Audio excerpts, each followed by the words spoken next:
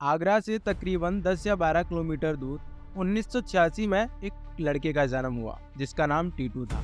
वैसे तो काफ़ी सारे बच्चे 4 या 5 की उम्र में आकर बोलना स्टार्ट करते हैं, बट टीटू ने केवल 2 साल की उम्र से बोलना स्टार्ट कर दिया था। काफ़ी सारे पेरेंट्स के लिए ये काफ़ी खुशी की बात होगी अगर उनका बेटा 2 साल से बोलना स्टार्ट कर दे तो।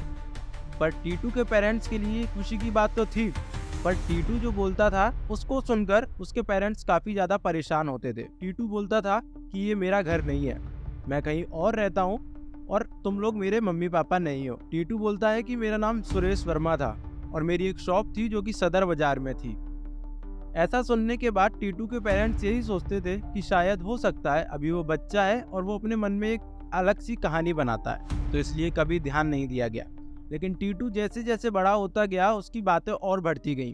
वो अपनी मम्मी को टॉन्ट मारता था कि मम्मी तुम कितनी गरीब हो, कैसे कपड़े पहनती हो, जो मेरी बीबी है वो 2-2 हजार रुपए की साड़ियाँ पहनती है, मेरे बच्चे जो हैं बहुत अच्छे घर में रहते हैं और पता नहीं आप मेरे को कैसे घर में लेकर आ गई हो, मैं एक बंगले में रहता हूँ।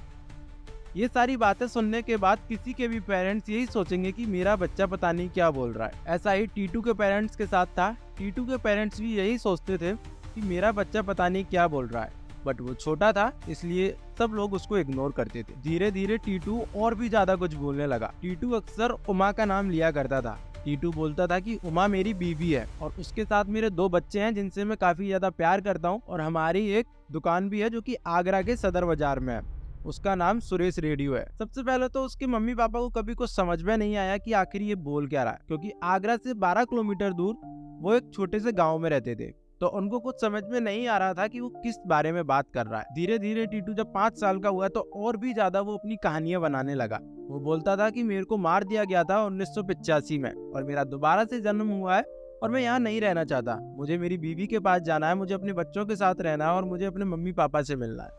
टीटू के पेरेंट्स काफी ज्यादा परेशान होते थे कि मतलब टीटू ये बोल क्या रहा है। तो टीटू के पेरेंट्स ने सोचा कि एक बार हम लोग पता करते हैं कि जो भी टीटू बोल रहा है वो सब कुछ सच है या केवल उसकी मनगढ़ंत कहानी है। तो टीटू के पेरेंट्स ने टीटू के बड़े भाई से बोला कि एक बार वहां जाकर पता करो कि ऐसा सच में कुछ है या फिर टीटू अपनी ही कहानियां बना रहा है। तो टीटू के पेरेंट्स के कहने के मुताबिक टीटू का बड़ा भाई अपने एक दोस्त के साथ आगरा के सदर बाजार में जाता है, जिससे कि वो पता कर सके कि टीटू सब कुछ सच बोल रहा है या फिर पता नहीं उसकी कहानियां हैं। So welcome back to unfiltered Anurag. मेरा नाम है अनुराग और हम लोग करेंगे अनफिल्टर्ड बातें और एक्सप्लोर करेंगे काफी सारे मिस्टीरियस एंड अनचार्टेड स्टोरीज को। तो चलिए आगे बढ़ते हैं टीटू की स्टोरी के साथ। तो टीटू का बड़ा भाई और उसके दोस्त जब आगरा जाते हैं उसकी दुकान ढूंढने, तो वो सदर बाजार में काफी ज्यादा टाइम स्पेंड करते हैं और थक हार कर वो बैठ जाते हैं और यही सोचते हैं कि टीटू शायद अपनी मनगढ़ंत कहानियां बना रहा है, वो अभी छोटा है तो उसके मन में पता नहीं इमेजिनेशन चल रही है। बट जब वो आराम करने बैठते हैं और उनकी नज़र सामने एक दुकान पर पड़ती है जिसका नाम सुरेश रेडियो था, वो देखते हैं कि वो दुकान सच में है। और जब वो लोग अंदर जाते हैं तो उनको एक औरत मिलती है और उससे वो लोग पूछते हैं सुरेश के बारे में। वो औरत सुरेश के बारे में बताती है और अपने आप को सुरेश की बीवी बताती है और उसका भाई काफी ज्यादा हैरान हो जाता है, क्योंकि जो भी सुरेश की बीवी ने बताया था वही सब टीटू ने काफी टाइम पहले से बताना स्टार्ट कर दिया था। और जब उमा पूछती है उन लोगों से कि तुम सुरेश के बारे में क्यों पूछ रहे हो, टीटू का बड़ा भाई बताता है कि मेरा एक छोटा भाई है जिसका नाम टीटू है, वो अपनी छोटी उम्र से ये सब बोलने लगा था कि मेरा घर आगरा में है, मेरी एक दुकान है और मेरी बीवी का नाम उमा है। उमा भी ये सब सुनकर चौंक जाती है और उसको लगता है कि शायद हो सकता है उस बच्चे ने किसी न्यूज़पेपर में ये सब पढ़ा हो इसलिए उसे पता हो, तो इसलिए वो उस चीज का विश्वास नहीं करता। जब उसका बड़ा भाई उमा को बताता है कि वो महज 2 साल का था तब से ये सब बोलने लगा, तो उमा को भी थोड़ा बहुत डाउट होता है और वो भी थोड़ा चौंक जाती है। उमा ये सब सुरेश के मम्मी पापा को बताती है और सुरेश के मम्मी पापा भी यही सोचते हैं कि क्या ये सच में पॉसिबल है। टीटू का बड़ा भाई सोचता है कि एक काम करते हैं, हम लोग उसे बिना बताए चलते हैं, अगर वो आप लोगों को पहचान जाता है तो इसका मतलब हो सकता है कि वो सब कुछ सच बोल रहा हो। तो टीटू का बड़ा भाई बिना किसी को बताए सुरेश की फैमिली को अपने गांव लेकर आता है और जब वो उन्हें लेकर आता है उस टाइम टीटू खाना खा रहा होता है। टीटू जैसे ही देखता है उसके जस्ट सामने सुरेश के मम्मी पापा खड़े हैं, टीटू खाना छोड़कर भागकर उनसे गले लग जाता है और उमा से पूछता है कि तुम कैसी हो, हमारे बच्चे कैसे हैं, और वो थोड़ा उमा को देखकर शर्मा जाता है। वो इतनी छोटी सी एज में काफी ज्यादा मैच्योर वाली हरकतें कर रहा था। उमा देखकर थोड़ा सा शॉक्ड होती है, बट उमा जब उसके पास जाती है और उससे कुछ मेले से जुड़ी बातें पूछती है जो कि केवल उमा और उसके पति सुरेश को पता था, और टीटू वो सब कुछ बता देता है और जैसा जैसा वो पूछती है उसका वो सही सही जवाब दे देता है। उमा ये सब सुनकर शॉक्ड हो गई थी, क्योंकि जो भी बातें उसने टीटू से की थी वो केवल उमा और उसके पति सुरेश के बीच में थी और किसी को कुछ नहीं पता था।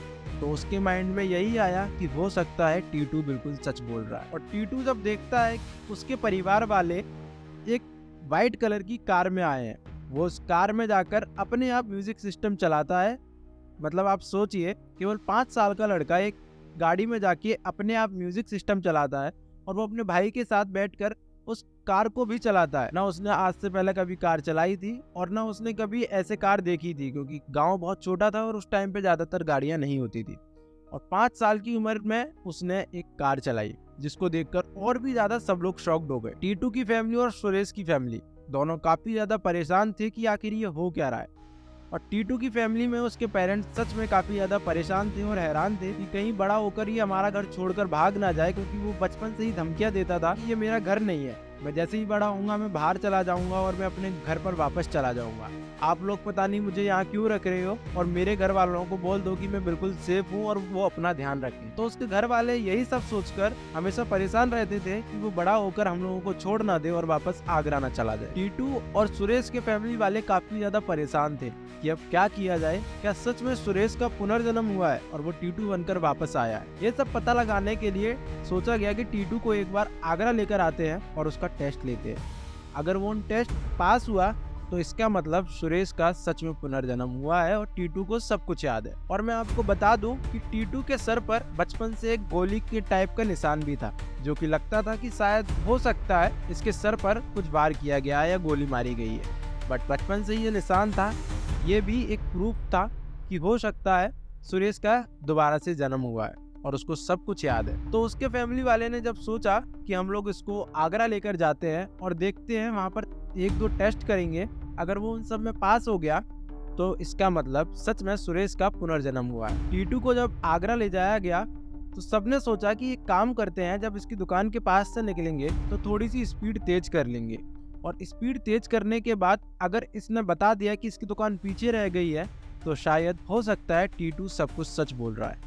ये एक टेस्ट का हिस्सा था। जैसे प्लान किया गया था कि हम थोड़ा तेज भगाएंगे गाड़ी को, और अगर उसने रोक लिया तो ठीक है, अगर नहीं रोका तो इसका मतलब एक तरीके से उसको याद नहीं है और ये सब हो सकता है उसकी केवल इमेजिनेशन हो और एक कहीं ना कहीं पॉइंट हो जो कि जुड़ रहे हो आपस में।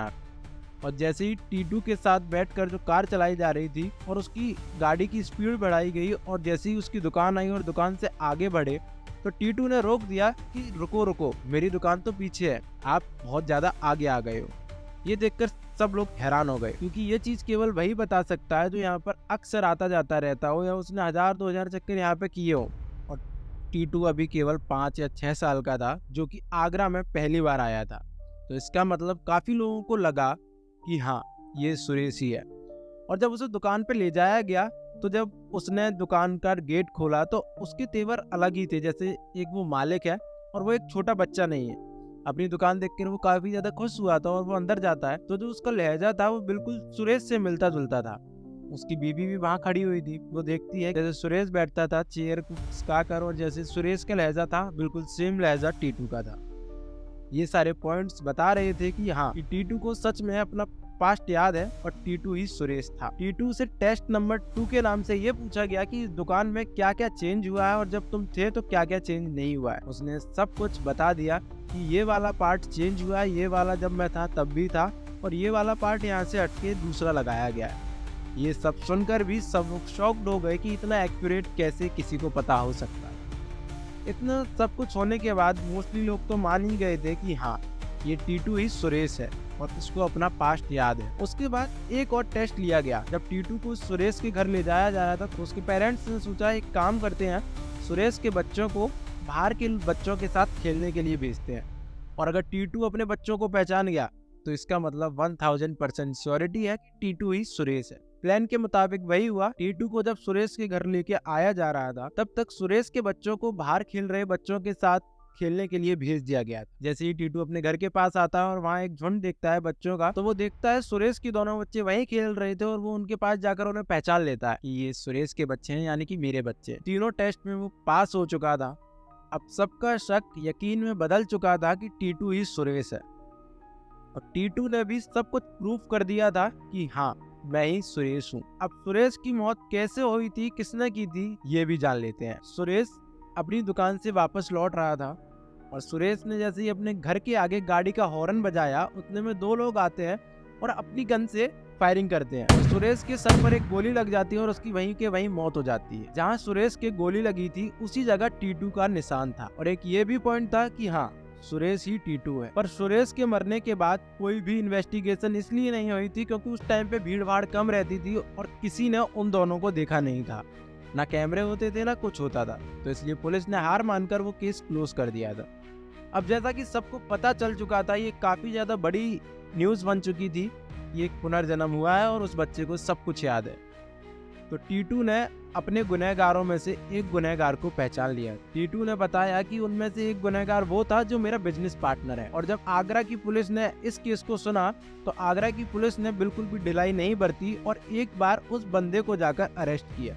और जब उससे सख्ती से पूछताछ की गई तो उसने अपना जुर्म कबूल किया और अपने साथी बंदे का भी नाम बताया। और जैसे ही उसने जुर्म कबूल किया, और भी बड़ी न्यूज ये बन चुकी थी क्योंकि अब तक सबको पता चल चुका था कि टीटू ही सुरेश था और सुरेश का पुनर्जन्म हुआ और उसने अपने अपराधियों को पकड़वा दिया। कोर्ट में ये बात जाती है और सजा के लिए सुनवाई होती है। टीटू का बयान लिया जाता है कि मेरे साथ क्या क्या हुआ था, और वो बिल्कुल सेम स्टोरी वही बताता है जो कि उसके बिजनेस पार्टनर ने अपना जुर्म कन्फेस करते टाइम पुलिस वालों को सुनाई थी। काफी बड़ी न्यूज बन चुकी थी कि सुरेश के मरने के बाद उसका दोबारा से पुनर्जन्म हुआ और उसने अपने अपराधियों को सजा दिलवा दी। ये काफी ज्यादा बड़ी न्यूज बन चुकी थी और वर्ल्ड में भी फेमस हो चुकी थी। और एक यूनिवर्सिटी जिसका नाम यूनिवर्सिटी ऑफ वर्जीनिया था, जो कि काफी ज्यादा पुनर्जन्म और रीबर्थ की केस स्टडी पर माहिर थे, उन लोगों ने भी आकर ये चेक किया कि क्या सच में सुरेश ही टीटू है। और जब उन लोगों ने सुरेश के बारे में आकर पता किया तो उन लोगों को पता चला कि सुरेश के अंदर काफी ज्यादा गुस्सा था। वो छोटी छोटी बातों पर बहुत जल्दी गुस्सा हो जाया करता था। वो काफी ज्यादा शॉर्ट टेम्पर्ड था। उसके बाद वहाँ से आए लोगों ने टीटू में भी ये सब नोटिस किया। टीटू को वो अपने साथ चूड़ियां लेने के लिए गए थे और वहाँ पर टीटू दुकानदार से भिड़ जाता है कि मैडम से चूड़ियों के पैसे मत लेना। जैसे कि सुरेश उसको पहले जानता था और वो टीटू बनकर उसे बता रहा है कि मैं सुरेश ही हूँ, तो वो भी बहुत जल्दी गुस्सा हो जाया करता था। जो कि एक पॉइंट और था कि हाँ, टीटू ही सुरेश है।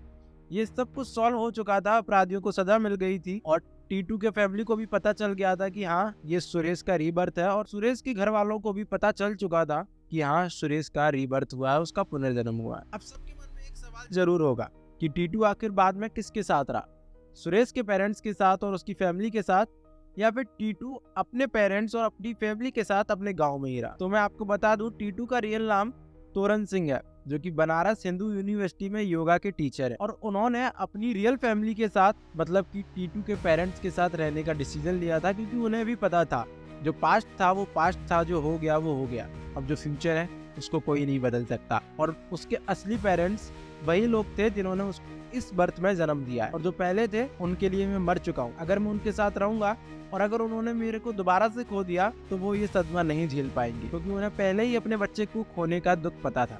तो इसलिए टीटू ने अपने रियल पेरेंट्स को चूज किया, बट वो आगरा जाता रहता था अपनी पास्ट फैमिली से भी मिलने, जिससे कि उसका भी मन थोड़ा सा हल्का रहे, क्योंकि उसको सब कुछ याद था और वो उनका भी बेटा था। तो आज भी टीटू को सब कुछ याद है। तो ये थी कहानी टीटू की, जिसको याद था अपने पुराने जन्म के बारे में और उसने अपने अपराधियों को सजा दिलवाई। और उसके बाद वो अपनी रियल फैमिली के साथ रहने लगा और अपनी जो पुरानी फैमिली थी उनको भी टाइम देता था, क्योंकि उसे अच्छे से पता था कि अगर मैं उनके साथ रहूंगा तो मेरी अब उम्र वो नहीं है जो मैं अपने बच्चों को संभाल पाऊँ, अपनी बीवी को संभाल पाऊँ, अपने पेरेंट्स को संभाल पाऊँ। तो उसने काफी ज्यादा लॉजिकल डिसीजन लिया। तो इस कहानी को यहीं खत्म करते हैं। और अगर आपको केस डॉक्यूमेंट्रीज देखना पसंद है तो अनफिल्टर्ड अनुराग के साथ बने रहिए। बिना किसी फिल्टर्ड के बातें करेंगे और ऐसे बहुत सारे केसेस को एक्सप्लोर करेंगे। मिलते हैं अगली वीडियो में।